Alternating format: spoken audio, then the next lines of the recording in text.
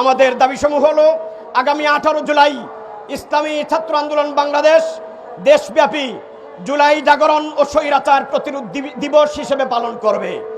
18 জুলাই সারা দেশে ইসলামী ছাত্র আন্দোলন বাংলাদেশ জুলাই জাগরণ স্বৈরাচার প্রতিরোধ দিবস হিসেবে দেশব্যাপী বিক্ষোভ মিছিল করবে, স্মারকলিপি পেশ করবে ডিসি বরাবর এবং পীর সাহেব চরমনাইর সেই ঐতিহাসিক ভাষণ, যেই ভাষণের মাঝ দিয়ে বাংলাদেশের মানুষ জুলাইয়ে মুক্তির বার্তা পেয়েছে, মুক্তির সূর্যের উদয় দেখেছে।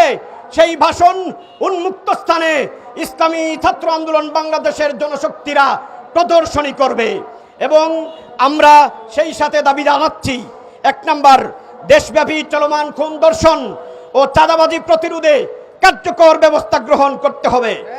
ইতিপূর্বে সংঘটিত প্রতিটি ঘটনার সুষ্ঠু তদন্ত নিশ্চিত করে দোষীদের দৃষ্টান্তমূলক শাস্তির আওতায় নিয়ে আসতে হবে। 2 নম্বর, জুলাই গণ অভ্যুত্থানে নিহত শহীদ পরিবারগুলোর পুনর্বাসন এবং আহতদের যথাযথ চিকিৎসা নিশ্চিত করতে হবে। 3, জুলাই গণহত্যার বিচার দ্রুততম সময়ে দৃশ্যমান করতে হবে। 4, আগামী 5ই আগস্টের মধ্যে জুলাই অভ্যুত্থান সংক্রান্ত ঘোষণাপত্র ও জুলাই সনদ প্রদান নিশ্চিত করতে হবে। 5, জাতীয় নির্বাচনের পূর্বে প্রয়োজনীয় রাষ্ট্র সংস্কার সম্পন্ন করতে হবে এবং সুশাসন ও জবাবদিহি নিশ্চিত করতে হবে।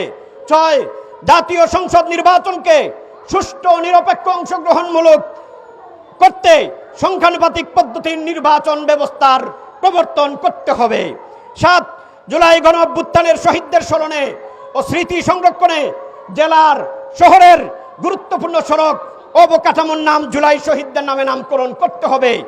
8, আমরা দেখলাম জাতিসংঘ বাংলাদেশে মানবাধিকার কমিশন খোলার অনুমোদন পেয়েছে, এই অনুমোদন ইন্টারিম অনতিবিলম্বে বাতিল করতে হবে।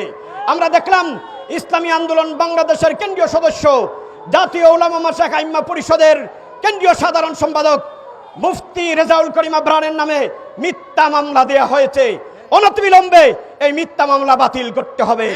যদি মানবাধিকার কমিশনের অফিস খোলার অনুমোদন বাতিল করা না হয় এবং মিথ্যা মামলা প্রত্যাহার করা না হয়, তাহলে বাংলাদেশের সাধারণ ছাত্র জনতা রাজপথে নেমে আসবে।